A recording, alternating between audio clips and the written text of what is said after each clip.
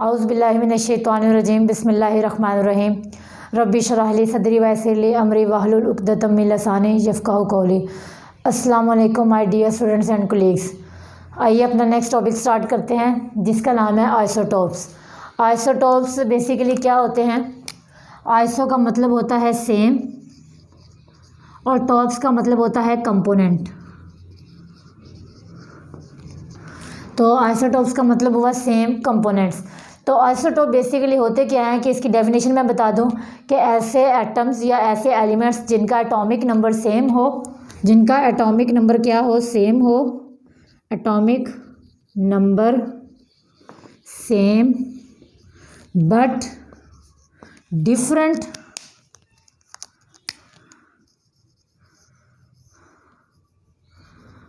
Different mass number. जी students, ये हमारे आइसोटोप्स की डेफिनेशन हो गई है कि आइसोटोप्स उन एलिमेंट्स या उन एटम्स को कहते हैं जिनका एटॉमिक नंबर सेम हो।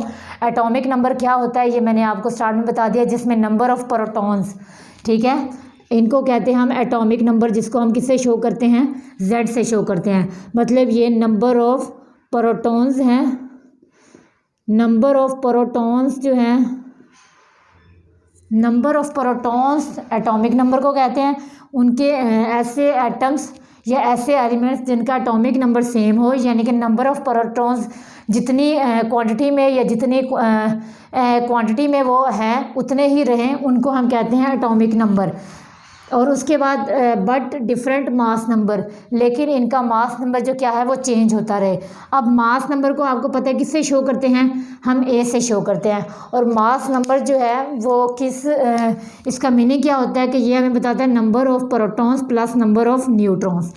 अब आइसोटोप्स को ऐसे एलिमेंट्स किस लिए कहा जाता है, इनमें किस चीज़ की चेंजेस होती है जो आइसोटोप्स इनको कहा जाता है? स्टूडेंट, इसमें मेन चीज़ ये है कि जब एटॉमिक नंबर इनका सेम रहता है और डिफरेंट मास नंबर होता है, इनका जो मास नंबर डिफरेंस होता है वो नंबर ऑफ न्यूट्रॉन्स की तादाद की वजह से होता है। ड्यू टू, आगे मैं रीज़न लिख देती हूँ, ये आपको MCQs में भी आ सकता है। Due to number of neutrons और due to neutrons numbering changes, due to neutrons numbering changes. मतलब कि इसमें सिर्फ और सिर्फ जो इसके मास नंबर में चेंजेस आती है वो न्यूट्रॉन्स की वजह से आती है। अब मैं एग्जांपल आपको एक समझाती हूँ, उससे आपको कंसेप्ट क्लियर हो जाए। फॉर एग्जांपल अगर आप हाइड्रोजन के आइसोटोप्स की बात करें, फॉर एग्जांपल अगर हम हाइड्रोजन का आइसोटोप लें, उसके 3 आइसोटोप्स हैं हमारे पास। हाइड्रोजन का लिया है, उसके 3 आइसोटोप्स हैं हमारे पास। एक है प्रोटियम, दूसरा है ड्यूट्रियम,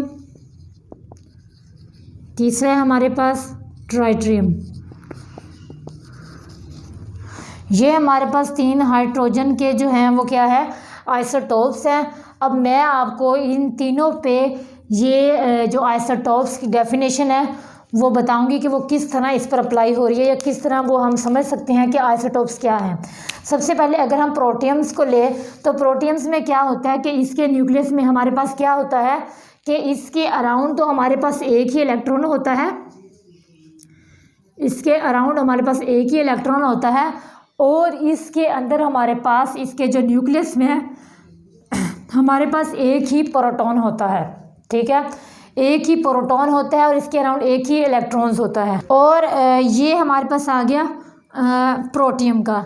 इसका सिंबल हमारे पास क्या होता है, H। एटॉमिक नंबर को हम Z से शो करते हैं और मास नंबर को हम किससे शो करते हैं, A से।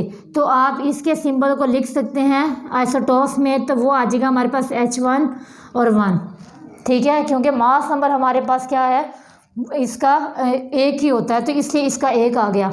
उसके बाद अगर हम ड्यूट्रियम की बात करें, ड्यूट्रियम में हमारे पास क्या होता है कि हाँ, न्यूक्लियस के अराउंड एक ही इलेक्ट्रॉन रिवॉल्व कर रहा होता है और इसमें जो है एक ही पहले न्यूट्रॉन था। अब हमारे पास जो न्यूट्रॉन्स है इसमें कितने हो जाएंगे,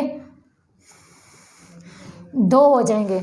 हाँ जी, फॉर एग्जांपल अगर हम हाइड्रोजन के बारे में लें, सबसे पहले प्रोटियम है, ड्यूट्रियम है और ट्राइटियम है। अगर हम इनके आइसोटॉप्स के बारे में बात करें, प्रोटियम का आता है हमारे पास H1, ड्यूट्रियम का आता है हमारे पास H1, ट्राइटियम का आता है हमारे पास H1 और ये आता है 3। अब अगर हम इसको स्ट्रक्चर के हिसाब से देखना चाहें तो हमारे पास किस तरह बनेगा ये। सबसे पहले अगर हम प्रोटियम का बनाए तो प्रोटियम का क्या होता है कि ये हमारे पास न्यूक्लियस है, इसके न्यूक्लियस में जो है हमारे पास एक ही न्यूट्रॉन होता है और एक ही इलेक्ट्रॉन्स होता है।